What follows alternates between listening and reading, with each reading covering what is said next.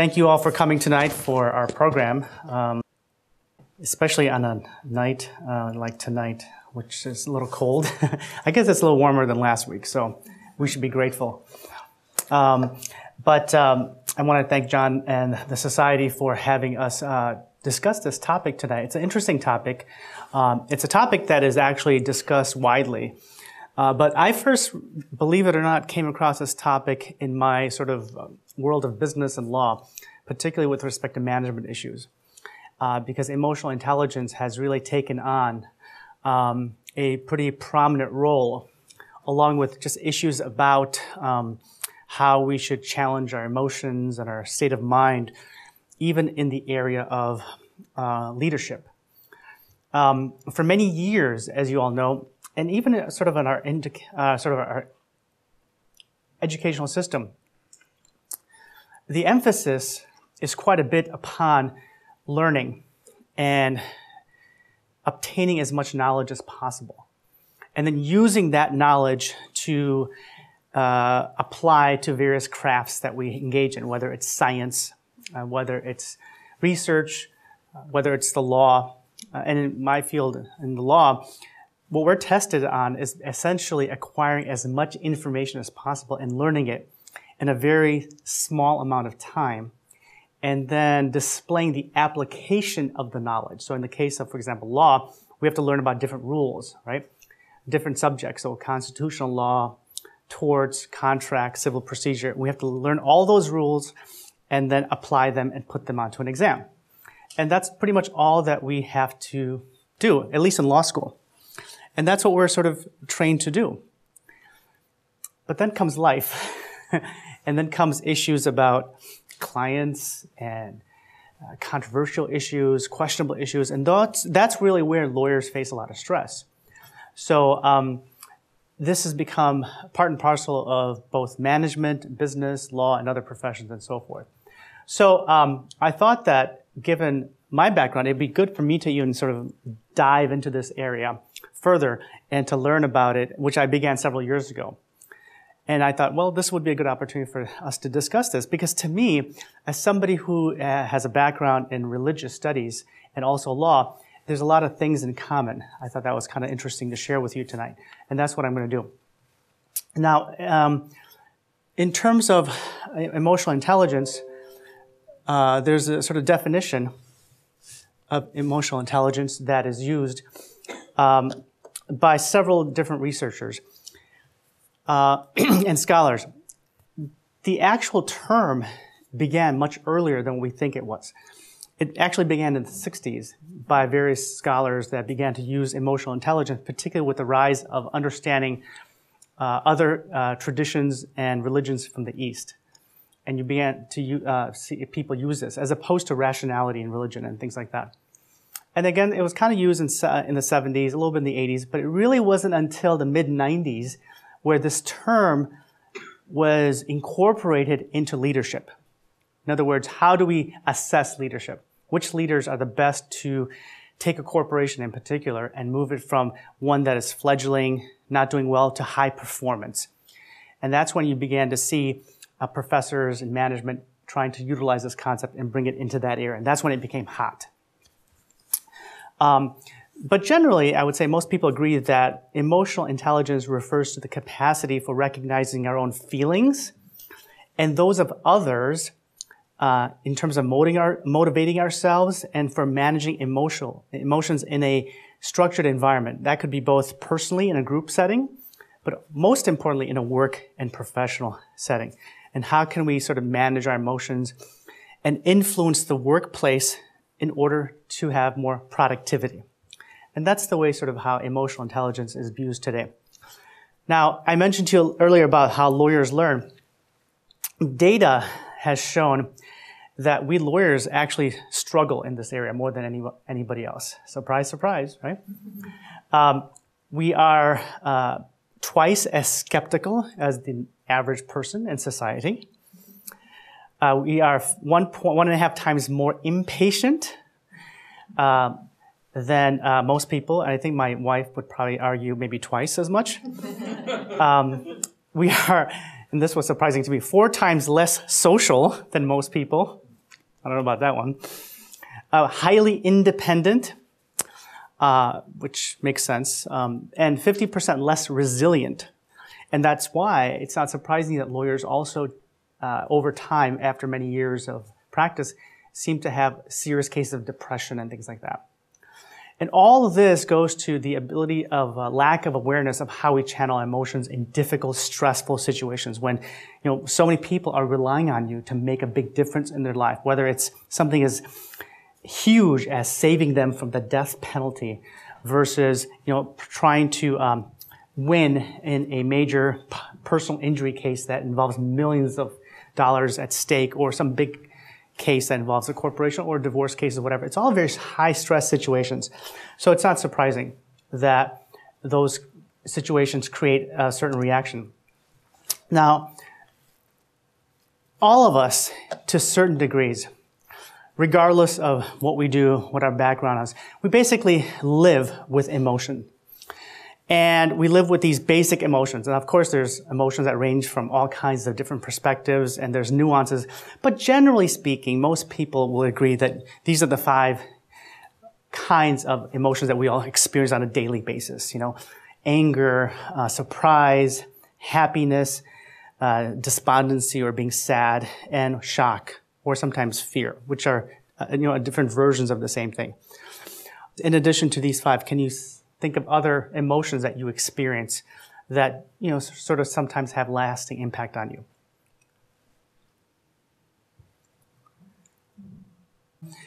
Well, I think one of the ones that I mentioned, which has become real big in society, is fear, right? Fear. And this has taken on a political edge to it, hasn't it? Last few years, right? Fear has taken on a major issue. And this is, I think, one of the things that people sort of are trying to figure out. Why is it that this sort of fear is become so prominent in society, both in politics and elsewhere?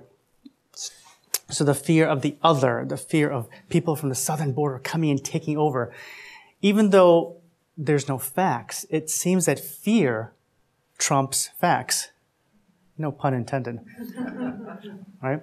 Why is that? So we'll discuss a little bit about that. What's important is that a lot of us think that when we feel difficult situations, that it's all about how I feel or what happens to me. Okay, like what other people did. So whenever you have a conflict of any kind, it's always about what the other person has done. They did this, they're doing this, they will do this, right?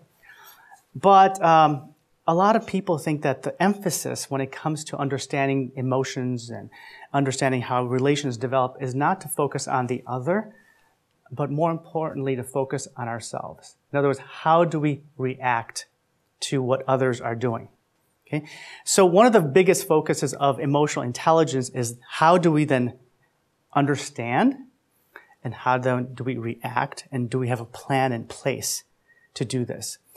And this process is actually a process that can be learned and developed over time, so long as we are committed to this trait. Like anything else, right? Just like if it's something such as if we want to go on a particular diet, if we want to gain muscles for a particular event that we're involved in, or if we want to lose weight, it's not one thing, right? It's a series of different things that you do on a long-term basis. If I want to lose weight, I can't just do it in a week or two.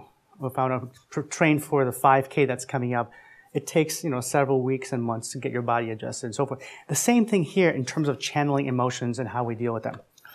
A lot of times we ask questions such as, when people are doing things to us, why do we react this way?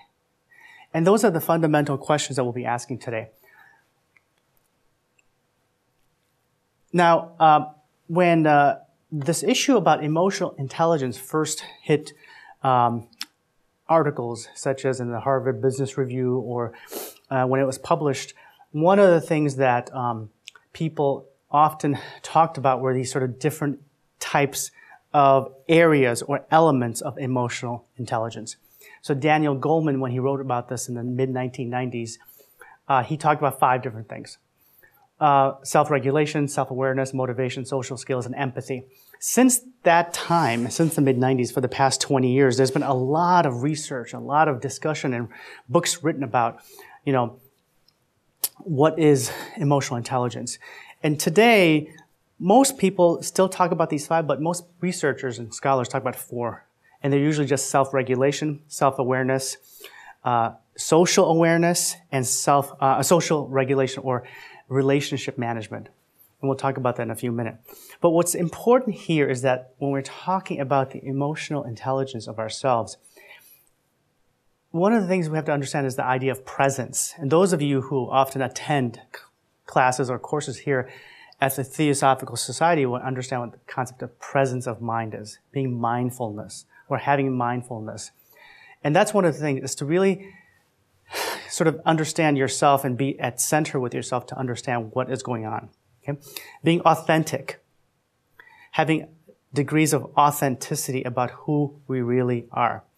And of course, respect and empathy. This is important because so much of our mind and senses is focused on the exterior, particularly in today's world of technology, of social media. It's all about the other, right? So we're constantly going on Facebook or Instagram or Twitter and reacting to that. And we're so busy reacting to that we don't take a step back and say, how am I feeling about this? Why am I feeling that? And how do I respond to this? So that's really important, and I hope that we'll spend some time talking about this. So as I mentioned, one of the ways that people look at emotional intelligence today is really these 4 main areas, which is beginning with self-awareness, then self-management, social awareness, and then relationship management. This is really huge when it comes to sort of professional relationships at work and how we apply some of these skills that we learn this way. But this can also, be important for relationships that you have, whether it's family, loved ones, children, anyone who knows, anyone who has teenage boys, for example, like I do, can understand the importance of having social awareness, right? We're always sort of on their case as to why they're not getting better grades and things like that. So that's something that is a lifelong process of sort of learning that sort of sets of skills and so forth. As I mentioned, the background in terms of research and development of this field dates back, particularly in the area of management and so forth, till in the mid-1990s, with Daniel Goleman's book about what emotional intelligence is. And then he published an article, and then you had a whole series of articles that come to be published by various business management programs and schools.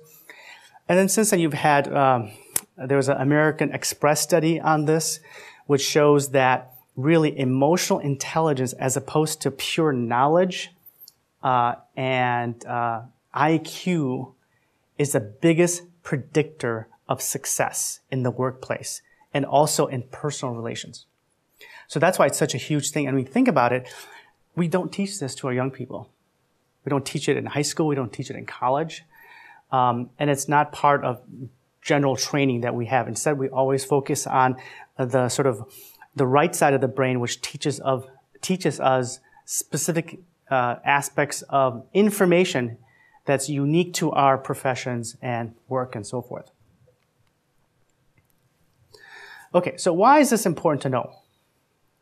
Why is emotional intelligence so important? I think one of the things that I already mentioned is that leadership is not about how somebody can control others. Leadership is not about demonstrating how big and important you are as a person. Effective leadership is not simply having a top-down approach to managing other people or an authoritarian style. Even though it sounds like it's something that is appealing, right?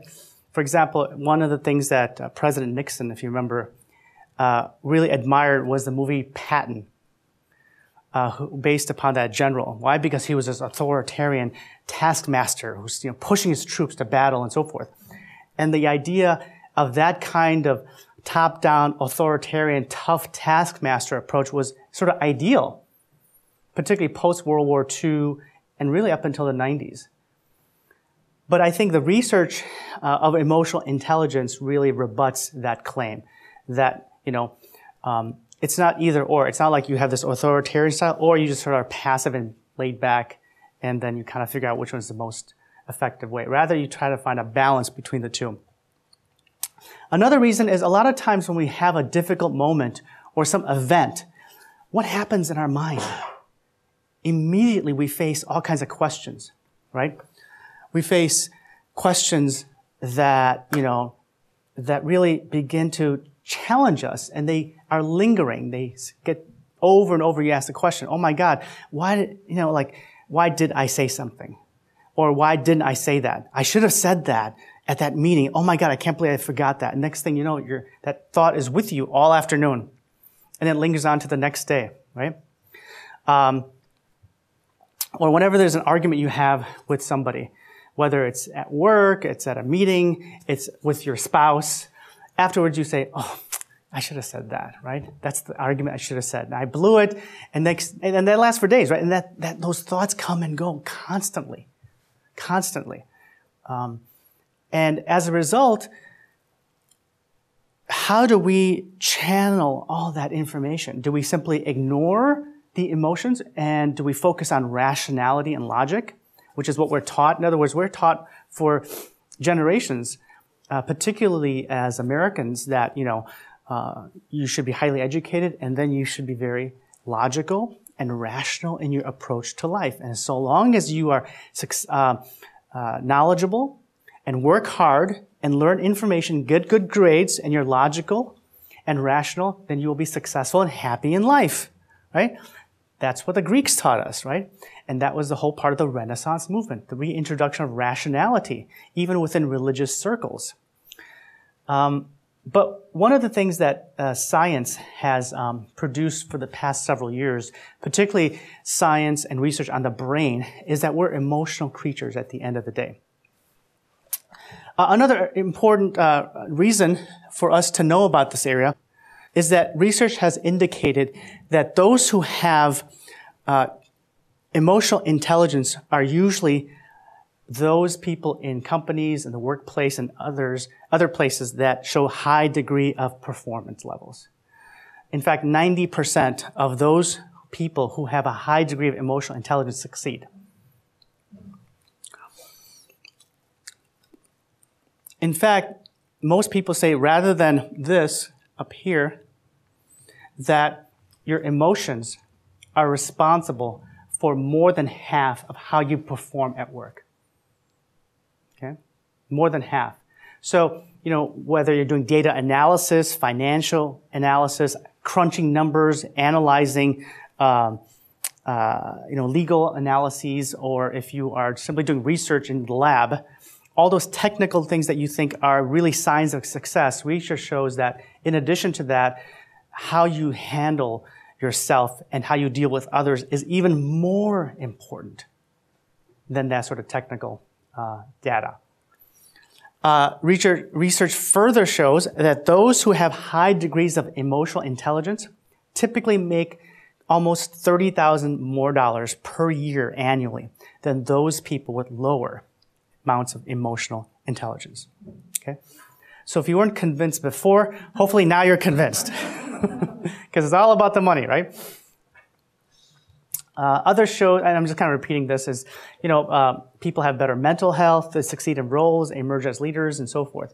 So in other words, as I mentioned before, EI is one of the strongest predictors of success on the job and elsewhere. Okay, so let's talk a little bit now about the science behind this. As I mentioned to you before, that we are not just rational beings. A lot of people like to differentiate us between, our ancestors, but also from the sort of animal kingdom and say we are rational creatures, and that's what distinguishes us from other species. But in fact, brain research has shown that when information comes to us, it comes to us from this here, the this little thing here, and it goes all the way up this way, up in here. And our rational faculties are determined by the front part of our brain, where the forehead, just behind the forehead here. So if we have a thought, or if we experience some kind of incident, okay, the cortex here, the feeling and the ideas come through the cortex, and then they hit the limbic system first. The limbic system is where the emotions are. So no matter what happens, you will first have emotions before even rationally understanding something. That's really important because you're basically your entire body and your being has a pre-screening emotional curtain before it gets to your ability to sort of figure out how to rationally and logically solve a problem. And this is something that I would say that this is certainly something that spiritual masters and people in areas of spirituality and religions have known for, 1,000 or 1,500 or 2,000 years. But this is not something that particularly modern society was really aware of until sort of brain research came into being. Okay? But what's important is that to understand that this is how the human body exists. We're basically this massive iceberg. Okay, this whole thing. And this is what we've focused on in terms of being a modern, rational creature, highly educated, and that's what distinguishes us from everybody else in the world, right? But in fact, this is what we often forget, that we have this massive emotional aspect of this. And that is why, for example, people are shocked when certain kinds of irrational behavior occurs amongst our fellow beings. That is inexplicable, like fear of things that you should not be afraid of if you analyze it logically. Why do certain candidates win in an election where it completely doesn't make any sense? It's because we're so focused on this that we don't understand that people, regardless if you're telling them that it's 1 + 1, it doesn't matter. If this is affected, this is what's going to control. So, given that, what should we be doing? This is another example. For example, when we first come across something that we're fearful of or we're scared of, okay, what do? We basically have two major emotional reactions to something that we're scared of. Most people will flee and run away to something like an attack or an animal or something. But others will simply respond and fight back. Right? And those are just emotional reactions that we have to unexpected things and things that are harmful to us. We're our brains, as back far as 50,000 years ago, was created in the sense to be afraid. Because if we're not afraid, then we're going to harm ourselves, right? Hurt ourselves. Whether the fear stems from, whether the threat comes from outside, such as cold, what we faced for the past couple of weeks, or if it's a direct threat of some kind, okay? Whether it's emotional or physical. So we're hardwired to be afraid.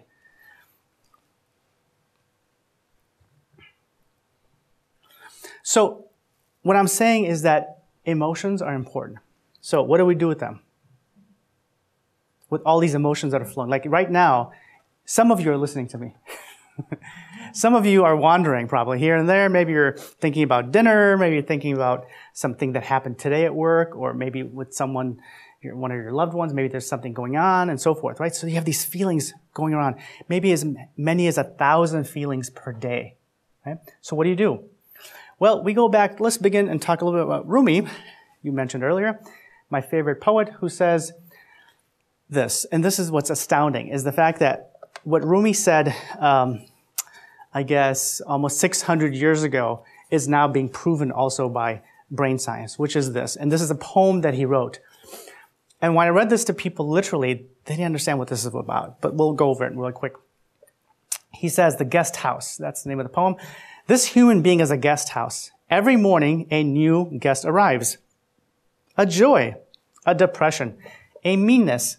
Some momentary awareness comes as an unexpected visitor. Well, you should welcome that visitor and entertain them all the visitors. Even if they're a crowd of sorrows who violently sweep your house, empty of its furniture, still treat each guest honorably. He may be clearing you out for some new delight, the dark thought, the shame, the malice. Meet them at the door laughing, invite them in. Be grateful for whoever comes because each has been sent as a guide from beyond. When I first came across this poem, it was in the context of hospitality. In other words, how do you treat a guest? Literally.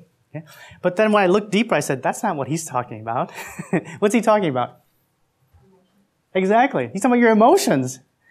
And what he's saying is, instead of hiding your emotions or blocking them or ignoring them, entertain them, bring them in. Just accept the emotions that come in. Because he's saying that in this case, you never know when one of those emotions really may be right and how you channel them, right?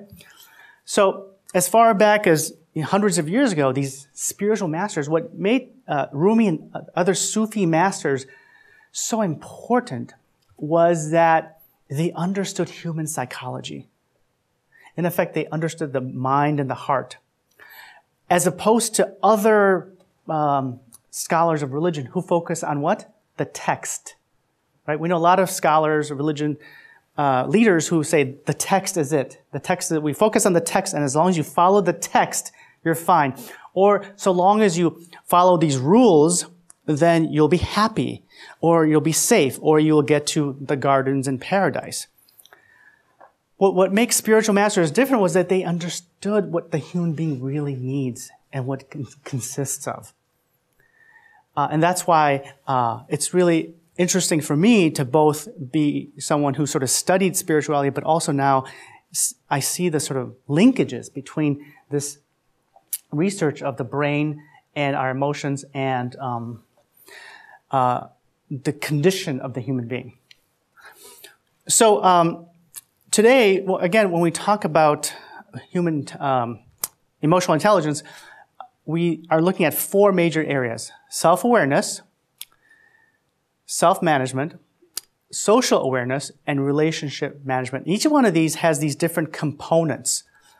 Okay, and here we'll begin with this one, of course, but as you can see, this concept of empathy used to be a separate element, but people think it's really a subset of the social awareness, as well as both organizational awareness in terms of personal and more sort of broadly in a social context.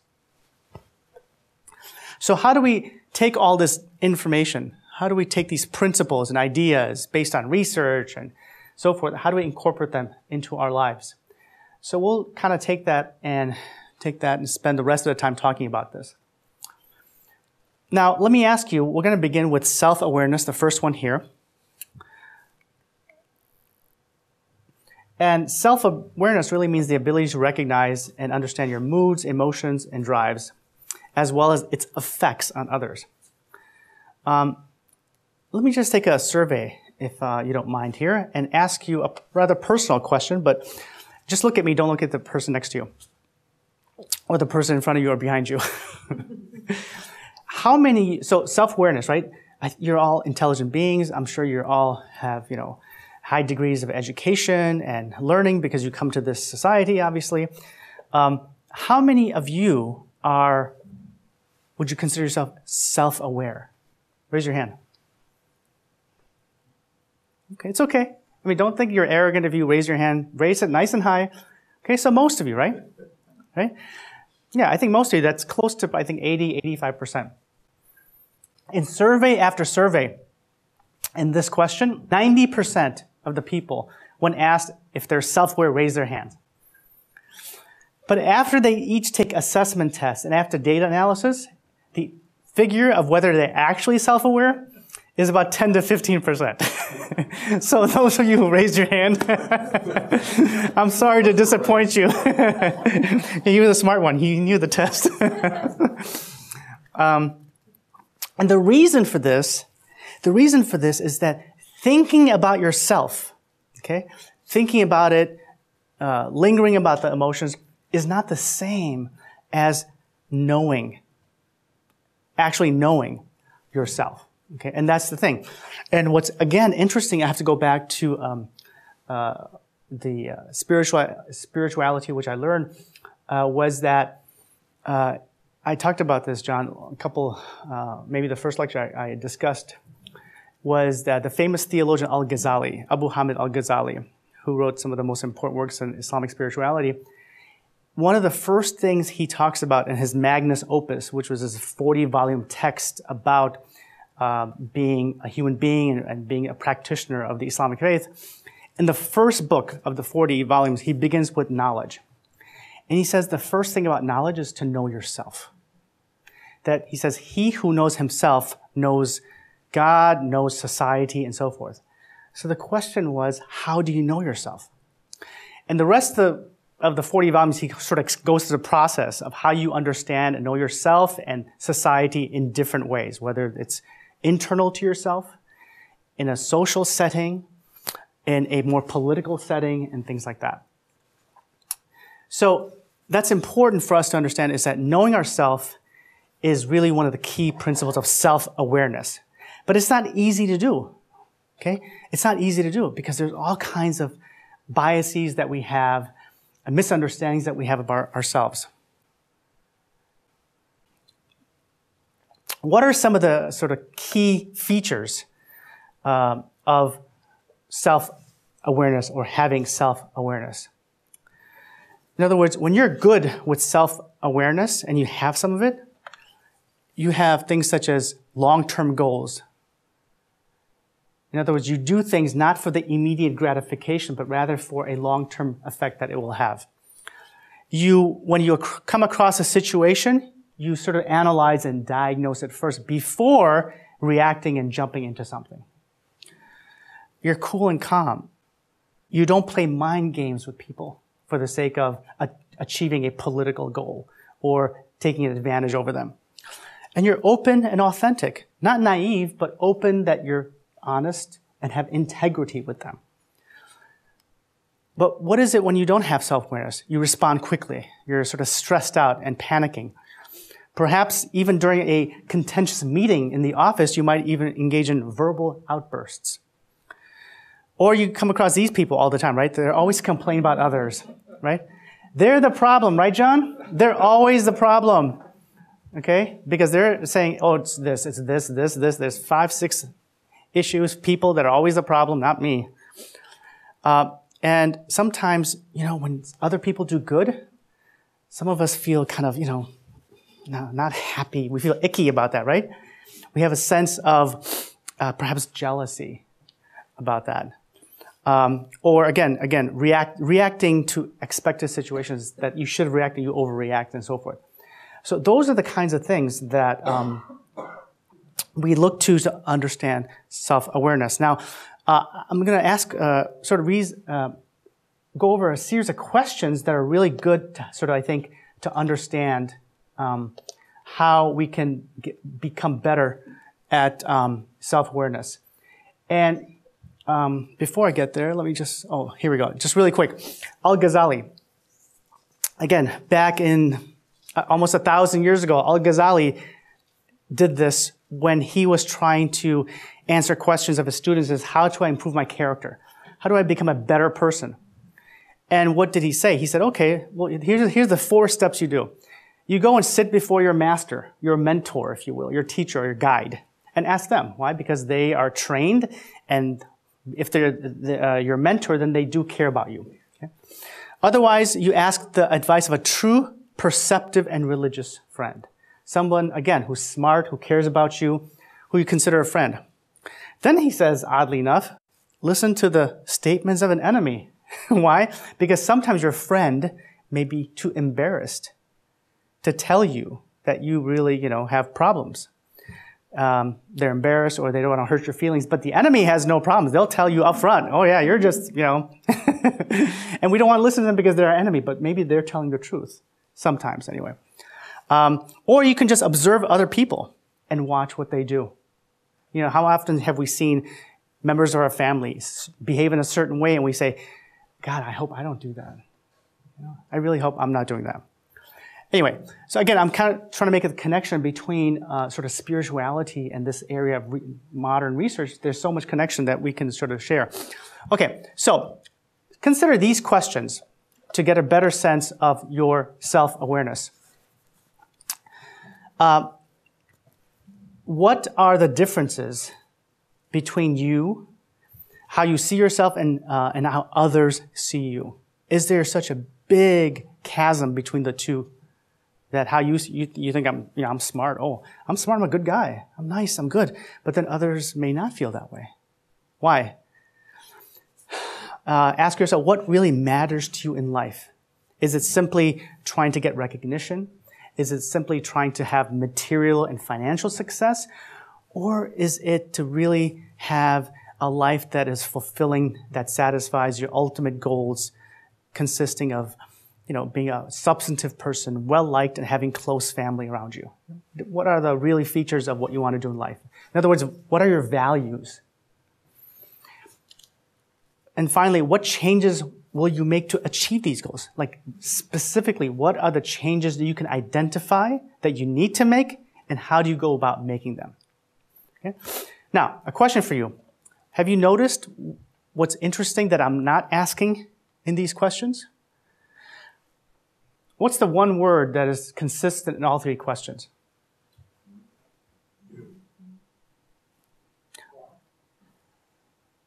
What you?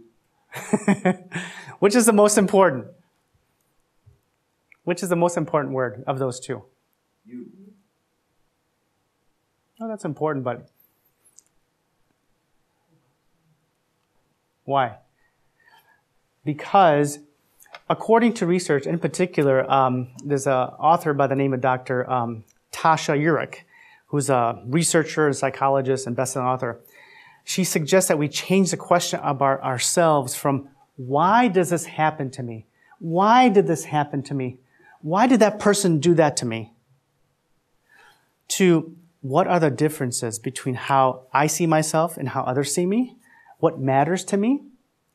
And what changes can I make to achieve these goals? Why? Because when you ask the question why, it leads to all kinds of sort of directions which may lead you astray and also focuses on other people. Why do they hurt me? Why do you constantly bother? Why do you constantly do this to me? But these questions focus on ourselves, and they're fact-based. They're fact-based, they focus on ourselves, and they lead to determining what the actual problem is and what changes you can actually do, okay? And when I was researching, I was kind of surprised because one of the first things we were taught is, ask the questions, why, how, when, where, right? So I'm not saying don't ask why, but when it comes to self-awareness, try to focus on what as opposed to why. Okay, so what are the differences between how you see yourself and how others see you, right? So exactly. A lot of us think this, I think. Sometimes I think this way too. I'm the man.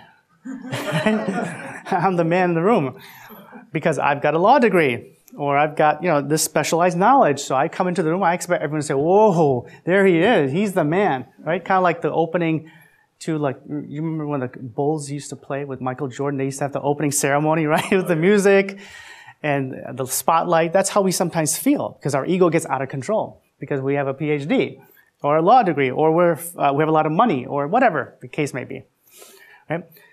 But this is important because in order for emotional intelligence to be built up, we can't be blind to all the biases that we have about ourselves, okay? Whether they're good or, in the case of, no one likes me, I'm nobody, I'm this, both negative and overly, unrealistically positive.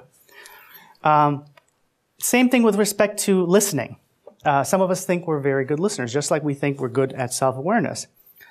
But without a sort of check on this, it's very difficult for us to be able to determine.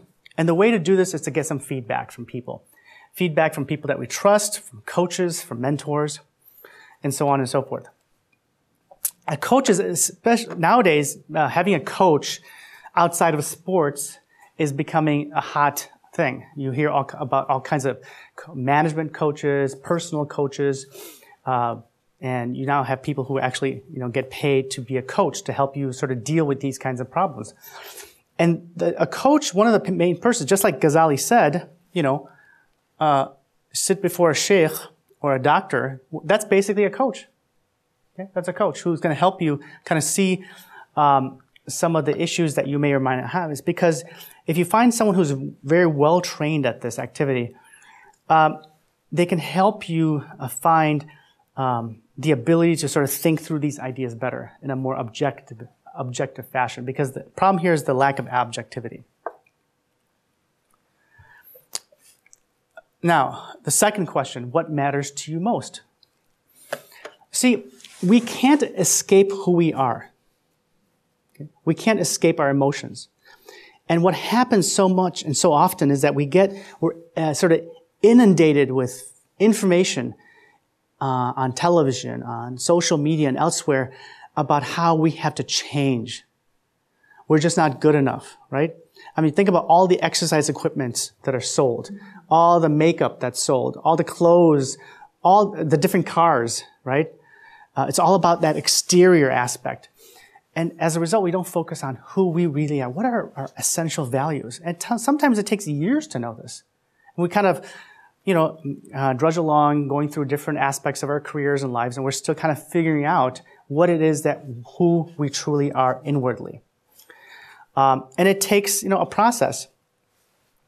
And it also requires you to ask these kinds of questions, but also to get a coach or have a partner that helps you to really figure out what are your values, what are your principles. Stephen Covey actually talked about this in his book, what was it, The 7 Greatest Habits. And and he begins the 7 habits of effective people, the first one being who you are. What are your principles? And he says you line up your principles with the things that you want to do. Because without lining up your principles and your beliefs, you're never going to get to and be successful at arriving at what you want to do, because your values and who you are will hold you back at the end of the day. Now, some people, I should say, are very successful and smart, can succeed in many aspects of life, even though maybe their values don't align. But those are very few people. And it takes a very special set of skills to do that. Any questions about this aspect at all? Yes?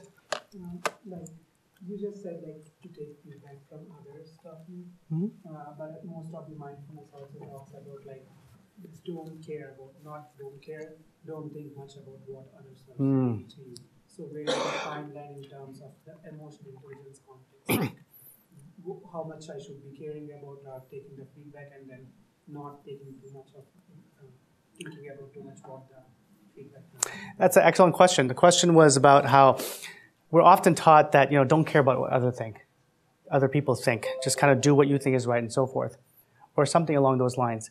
And I think that is a very sort of modern Euro-American idea to say, don't really care about other people. When my uncle came here from India in the 80s, he was perplexed by the phrase, "Who cares?" He said, "Azam, what is this? Who cares? It's not part of our language back at home. It's not part of Eastern concepts and culture of who cares." And he was just befuddled with that. Because we're so used to saying, "Who cares?" But I think what we're talking about here is who cares in the sense of I have to care about myself first and foremost. Okay? And then secondly, who are those people that have an interest in my success? So the people who have an interest in my success, whether they're a paid coach, whether they're a mentor in my profession, whether it's a family member, or whether it's a religious figure, whoever that might be, that's the person that you can ask feedback from. And sometimes your fellow employees who have good relations with you and they care about your welfare, getting feedback from them would be a very integral part of understanding this concept of self-awareness. And also, as we get later into the discussion about management as well. Okay? Again, just to conclude this part with values, Dr. Susan David, a psychologist and researcher at Harvard, says when it comes to values, we don't become happy by trying to be happy. We become happy by focusing on what is intrinsically important to us. Okay? In other words, this whole concept of happiness. We want to be happy. Everyone says, "Oh, be happy. Just be happy." But research has proved that this sort of false idea of simply being happy for the sake of it doesn't really work. It may work for a day. The next thing, life hits back and your emotions come back. But rather, we become happy by focusing on what is intrinsically important to us because we're all different. We all have a different genetic makeup, different life experiences, different families and social structures. So those are the things that are unique to us that make us happy. So what changes now will you make to achieve these goals? Okay? How about trying to be a better listener? Again, most people, when asked, "Are you a good listener?" Yeah, I'm a good listener. We're all good listeners, right? But again, research has shown that's not the case. Listening is it's a learned skill that takes time, and the effect on other people is really the result. How about being more empathetic? Being more empathetic to other people. Is that something that we can try to incorporate better into our lives, right? Somebody said that that one of the ways to become better empathetic is to read fiction, is to read novels, to read memoirs, so that when you read about people's lives and the challenges they go through and the tragedies they go through, or the challenges and conflicts they go through, it helps you to sort of really understand and put yourself in their shoes, if you will. And that's a nice technique to be able to do so. And that's interesting because a lot of people that I've met who read a lot of fiction were generally very nice people. That's not always the case, of course, but I read a lot of nonfiction, so that should tell you something. So the importance here is, and then, of course, being more optimistic and positive about yourself. Again, not being happy for the sake of it, but trying to look at things in a more optimistic sense is always important. And then goal setting. So these are just some of the things that you can try to do. We get so inundated by trying to say, here are the 10 ways that you can improve your life, or here are the 7 ways. Just focus on one skill at a time.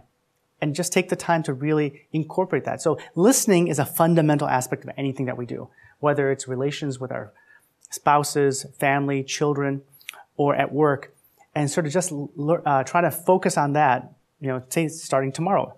Did I listen? Did I really hear what they were saying? Was I showing empathy as I'm listening to them? Am I nodding my head when I'm listening to what they're saying so I really understand, so I can, try to become a better listener, and so forth.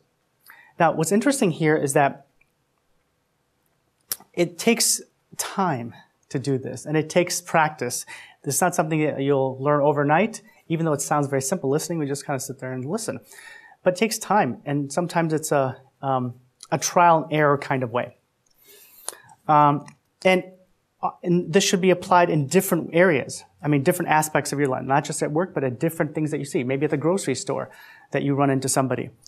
Maybe at home, maybe at work, maybe at church, or maybe at a meeting like this, maybe listening to a speaker and trying to be empathetic with the speaker who's, giving you our lecture and listening very carefully to what he's saying. So it takes a lot of effort, but it's like it's like any other thing. Once you begin to eat less, for example, and start jogging, your body adjusts to that. In the same way, your listening techniques, your empathy, your brain begins to adjust to that as well.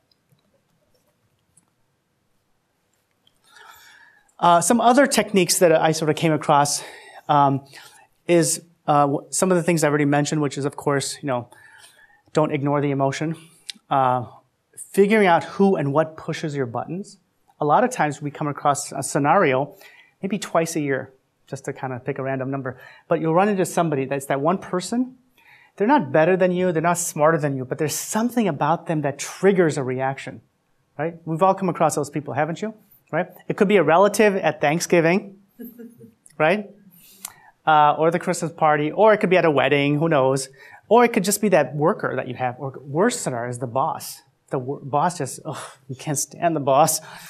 But whatever it is, just sit and write down, what is it about them that really gets to me? Is it something that they're doing to me directly, or is it something that in my lifetime I have experienced before with another scenario? What was it? Was it, maybe my relationship with my parents that triggered something that when I see another personality like that in the form of a coworker or an employer or a friend, that it triggers this kind of reaction in me. Journals are always important, right? Journals are important for all kinds of things in life, but really they help you, I think, recall and help you develop a pattern of behavior. So I remember last year I was doing this. I went through a series, maybe a couple months, where I sort of exploded at a couple people. One of my sons I got angry with, and then I had another one with a colleague that I'm working at for a not-for-profit, and we had a big fight. And then somebody at work, and it happened in succession within 3 or 4 weeks. And I said, God, what's going on? So I quickly wrote this out and looked at the pattern. I'm like, okay, I got to stop and breathe. Next time this happens, this is what I'm going to do. It actually was very helpful to write it down and see, in the space of who it was, why it was, and then I was trying to figure out, okay, well, how am I going to react next time this happens? So keeping a journal is very important, which is also, keeping track of your moods, whether they're good or bad, and then sort of spotting emotions in other people as well. Okay, now let's go to the next stage, which is, of course, self-management. And this is, of course, has to do with basically sometimes known as self-regulation. So once you figure out what it is and you become aware of your emotions, how do we then channel and manage them?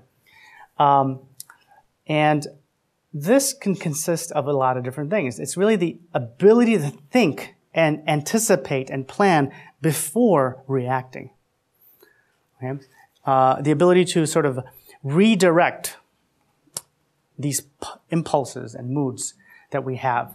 And this is really critical to understanding emotional intelligence. Some of these techniques consist of what some of you are very familiar with, which is mindfulness breathing, perhaps taking some time out, and maybe just taking some rest, talking to a mentor or coach, or changing how you think about things into a more positive direction. So breathing correctly. Again, this has to do with this motto here from a 4th grade classroom. I can manage myself, right? I can manage myself. And that's the key, is managing ourselves. And that's the mentality and the idea you should be having. But when it comes to breathing, this is important because if you practice mindful breathing on a regular basis and you come across a strong emotion, the breathing should help slow down. Because what happens when we have a very strong emotion? Our heart rate increases, right? Sometimes we get sweaty palms. Our facial expression changes. And so on and so forth. So what's important here is that using breathing is important. And you have to make sure you breathe the right way, right? Does everybody know how to breathe right? Have you watched your breath? Has anybody not? I should say not because no one's going to raise their hand. So breathing is important because our bodies naturally breathe without us even paying attention to them. But the minute we start paying attention to them, we sort of adjust our breath against what we're doing. So when you breathe, your abdomen, right, or your sternum should expand, right? As opposed to, that's wrong, because you're pulling in and you're taking air in. You can't do that. You're going to pass out. So when you breathe, you expand your abdomen, right? When you breathe out, you go,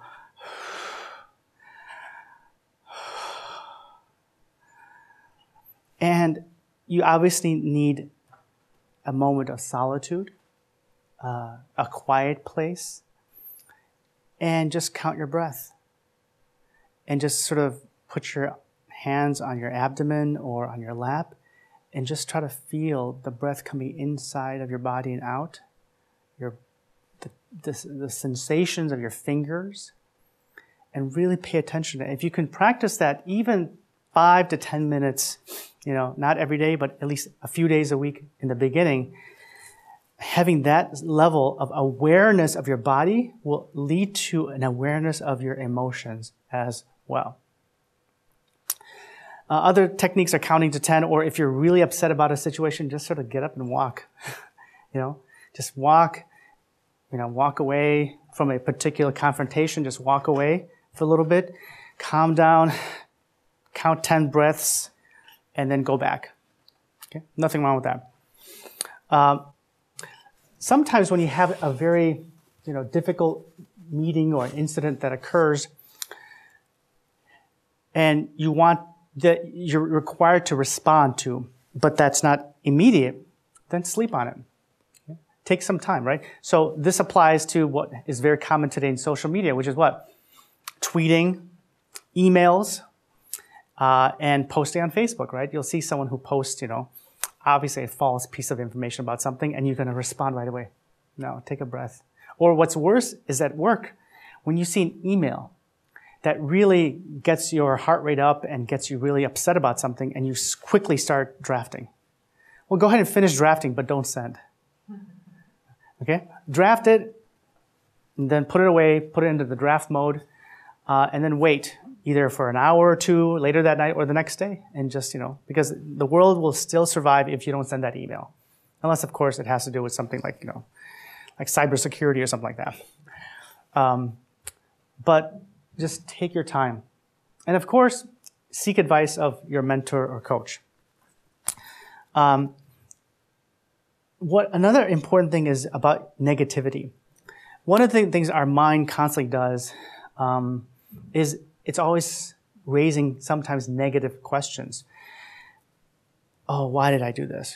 Why did I mess up? So what you can do is, instead of ignoring that and pretending it's not there, you can convert that negative statement into a less negative statement.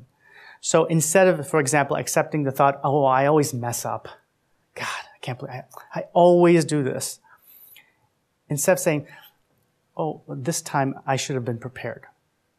Okay, so in other words, make a specific statement, a factual statement that can be fixed, as opposed to always, never, oh, I'm an idiot. Oh, I can't believe I'm just an idiot. I'm so stupid. I'm an idiot. No, I just didn't check the notice. I didn't read the entire email before sending. Next time I will. See that? So in other words, because the first statements make it appear that this is a problem that's always going to be there and it can never get solved. But if you change that, instead of ignoring it, but sort of specify it into a fact, that can be addressed and fixed. Okay? So these are some of the techniques when it comes to self-management. All right, moving on to the third, social awareness. Social awareness, what does it look like? It's really the ability to recognize and understand the emotion, feelings of others. So now we're shifting from ourselves to others. And this is important whenever we need to build any kind of networks. Why is it that certain people, despite maybe they don't even have the education that you do, or that they're not as experienced, somehow they're able and manage to get people to support their ideas instead of yours? Why is that? How does that happen? How is this person can do that? It's because they're socially aware. They're able to empathize with the emotions and feelings of others, and they manage that into better relationship building and building networks, social and sometimes political networks. And it's really the ability to read others quickly, to have empathy. Like in this graph here, how are you doing? You see someone, it's like, instead of ignoring them and saying, well, maybe I should just stay away from them, but just say, hey, are you okay? Are you. It doesn't have to be where it's so obvious, but even just mood changes, for example. Listening to them, and so forth. And what's a good way to sort of begin this process? The basic things that we learned when we were in kindergarten. First, get to know people by their names. It's a psychological benefit when someone refers to you by your name, especially if you have a difficult name. My name is Azam Nizamuddin. It's not the easiest name, right? So whenever people came to me and called me by that name, or they remembered it, I was like, wow, that's really impressive.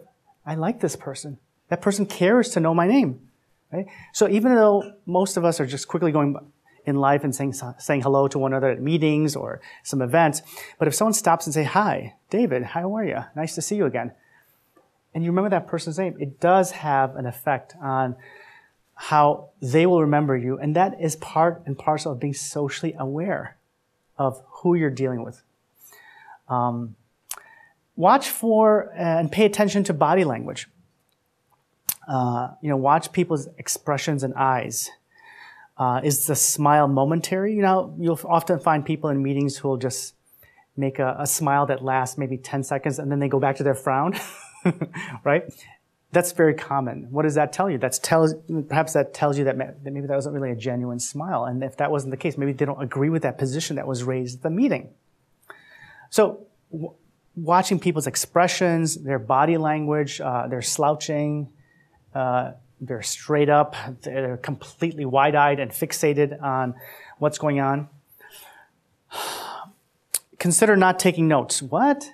Now that sounds so counterintuitive, right? Because that's what we were taught, and I teach my kids ever since they were in 5th grade to take notes. To take notes in school. You're taking notes right now. And that's what we do in order to learn. I'm a big note taker. Whenever I go to a lecture, I am constantly taking notes because it helps me to recall and remember and so forth. So I'm not saying don't take notes. But if you go to a meeting that you know there could be some emotions, that important decisions will be made, and that if you're going to argue for a particular direction for your department or company, what this is saying is that consider putting aside the note and just paying attention to people. Because a lot of times in meetings, something will suddenly occur, like a quick statement or a gesture which sort of changes the mood. Have you ever been in a meeting where the mood changes? And you're like, what happened? I don't understand what something just happened, because we sort of missed the cues and weren't paying attention. Okay? So unless you're attending a lecture that has tons of information and facts and things like that, but if you're going to be part of a discussion, for a not-for-profit meeting to discuss whether to maybe terminate the executive director, for example, or something along those lines, where your input is going to be valuable and where you might have to take votes or determine things, just listen to people and sit back and just pay attention to, what they're saying. And that's also important because when people see that you are looking at them and watching them, then they know that they're being taken seriously. And they might then engage with you more. But if you're kind of down, whatever, maybe on your phone or whatever, then people may not be really more connecting with you during that meeting. All these sort of intangible clues that go on with one another. Walking in someone else's shoes, again, about social awareness. Again, has to do with empathy, right? Being able to feel, have you ever felt what they're going through? And that's not easy to do, okay?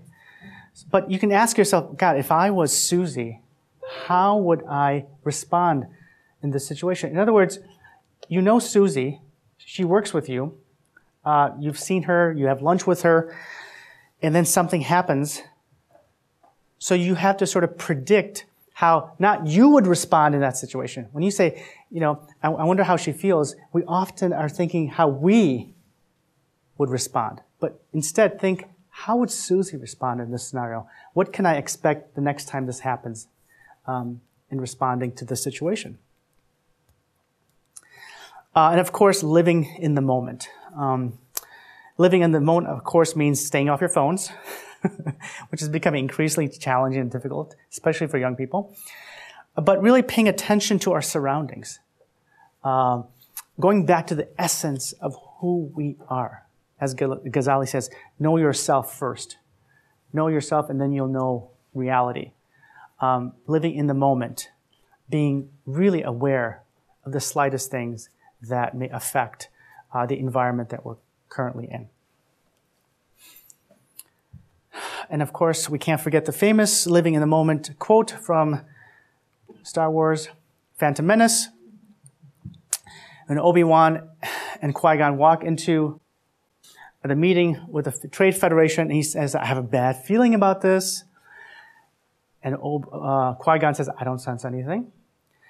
Well, it's not about the road trip, Master. It's something else, something elusive. Maybe it's the Sith, whatever. And Qui-Gon says, don't center on your anxiety.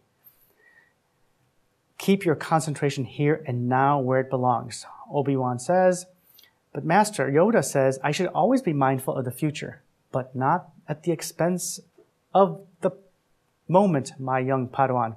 Be mindful of the power of a force, the open road. Okay? In other words, be mindful of the present. So he's feeling, the force is telling him, he's having anxiety, something's not right. But if you don't pay attention to what's going on, you might miss something, a clue or something drastic in their case, right? So just a little example to keep you awake. Okay, now we're going to go to really the last one, which is about relationship management. And relationship management really has to do with using the ability to be social, using your self-awareness that you've developed and learned and highlighted and specified, the social skills that you've harnessed, okay, to develop long-term relations that are beneficial to you, your company, to your life, okay? Let me just ask you, just generally speaking, what are some of the most stressful situations that you guys have faced in life with other people? Just tell me randomly. It doesn't have to be overly personal, but you can generalize. Divorce. Mm-hmm. Okay, yeah. Losing a job, very good, yes. Very good, yes. It doesn't sound like it's as dramatic as these other things, but telling someone that, they're not good, right? How does that person take that? That's not easy to do. And how do you go through that minefield so that, they still like you, respect you, can work with you more importantly, right? And that they're motivated, right? What does it look like to do this? What does it sort of look like to be able to harness these difficult situations, whether it's with our former spouse, with an employee, and so forth?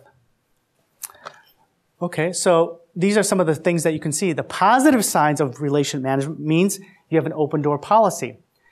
That you make the others within your circle feel smart and important. You really do. You're not just, this is not Dale Carnegie's, how to, what was it? How to make people love you or something like that? Win friends and influence. Yes, how do you win friends and influence? That's the worst book I think ever created in life. Because it's all about, like phoniness. But this is more about authenticity.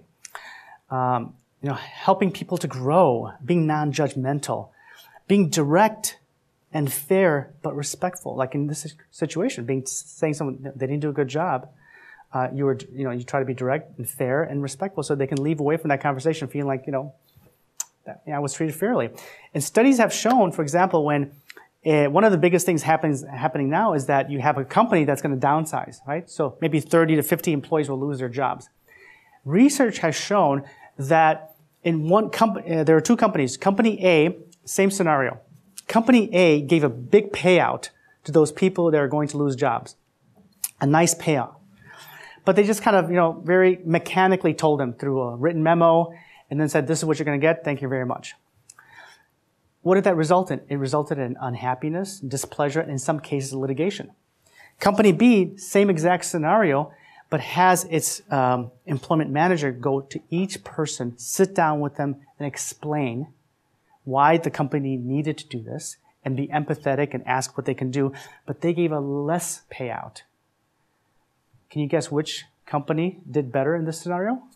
Company B. Why? Because they treated people with dignity and they showed relationship management and social awareness. As opposed to reactionary, dismissing others' thoughts and opinions, being blunt and minimizing other people's views, and finding fault in others.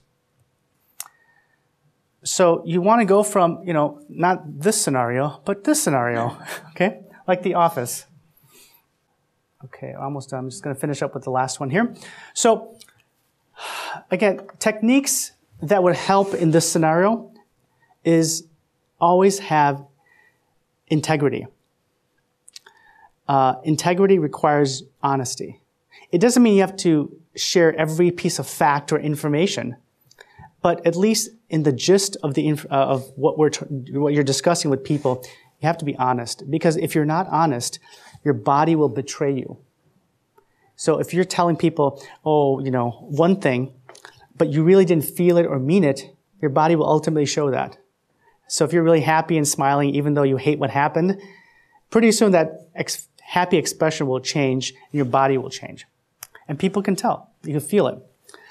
Always use the PTIS theory of relations, which is what I call, means please, thank you, and I'm sorry. A lot of people feel that, especially in the corporate world, you can never say you're sorry. Because sorry implies weakness, implies fault, okay? But when you tell someone you did make a mistake, there's nothing wrong with that, and people will appreciate it. Having an open door policy, particularly if you're the head manager of a company, that people find you accessible, that they can talk to you about problems is very important. And of course, developing trust. Trust means having time and effort with people, having open communications like an open door policy. But here's the key, is consistency in words and deeds over time. Not for one day, not for one incident, not for a project, not for 1 week, but over the course of time. And of course, following through on promises or agreements. I'll take care of it. It's not taken care of. You forget. You don't follow through. That's how you lose trust with people. So trust is really important when you're trying to develop, because when you need those people, either for yourself in terms of perhaps you're trying to be a CEO, or if you need them for making sure this project is sustainable. When you develop trust with people, that's how you get them on board. By talking to them, seeing them, asking them what their problems are. And then 6 months later, 9 months later, when you need to make a decision, they're on board with you. It's not your rational capabilities or how smart you are, how wonderful your English is, how you speak in complete sentences, or what nice ties you wear. But it's this emotional and relationship building that takes time, which incorporates these things that I just mentioned, that helps to develop a more positive relationship.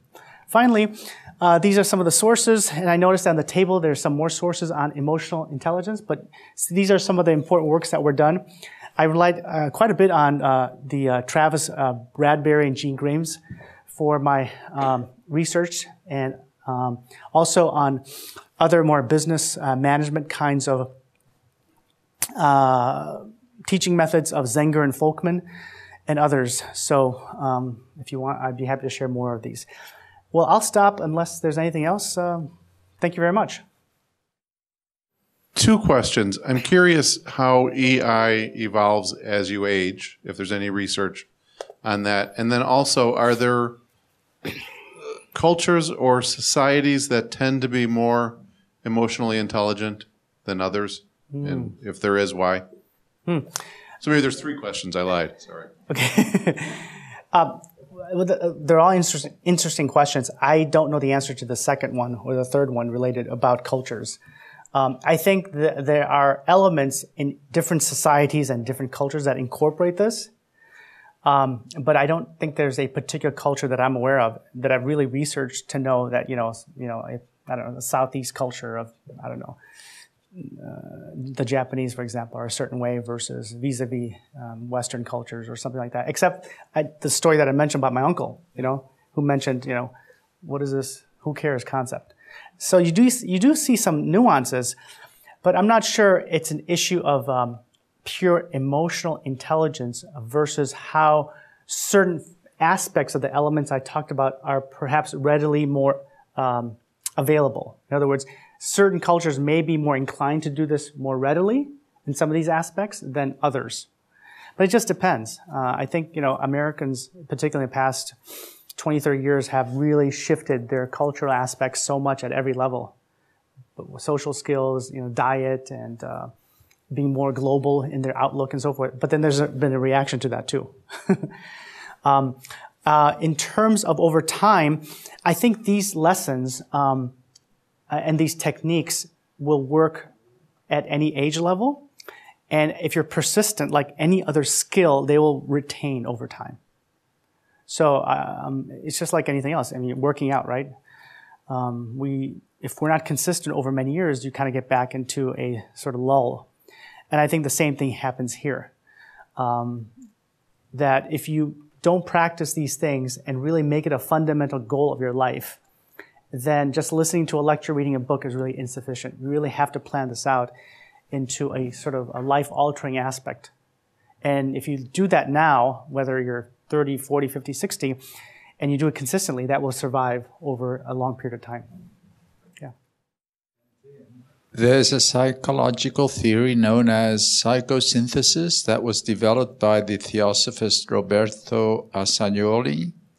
If you're familiar with it, how would you say this conception of the will ties into emotional intelligence? Ooh. I don't know. I'm not familiar with that theorist.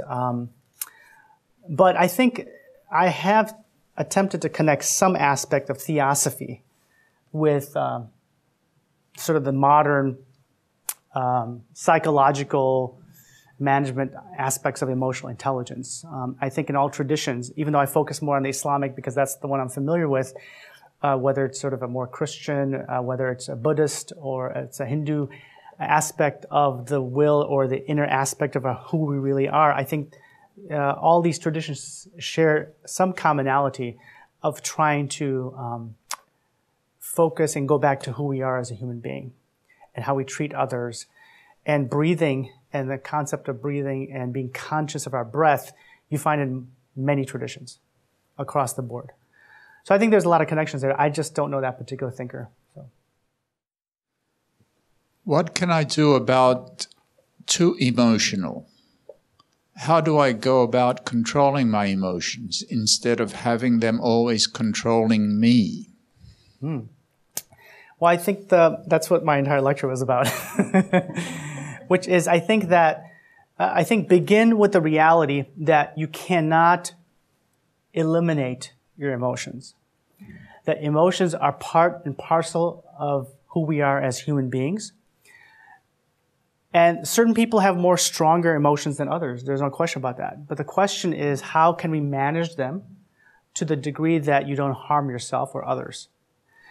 And I'll go better than that, which is how can you become a better, more productive person in your personal life, in your professional life, such that it affects others so they can be part of your own development and play partners in that development. So I think that's the key, is not thinking emotions are negative. Emotion has a negative connotation, doesn't it? Oh, he's so emotional. She's so emotional. Well, everyone's emotional. It's just how we channel it and show it to others that's different. So I think that's the first thing. And then I think following these steps of how you incorporate, self-awareness, social awareness, a strategy of relationship building, and these techniques, having coaches, using journals, all these elements go into helping, I think, you become better equipped to address and deal with your emotions in a more positive way. I've had issues where too much head chatter, like you mentioned, where you keep thinking about the same thing over and over.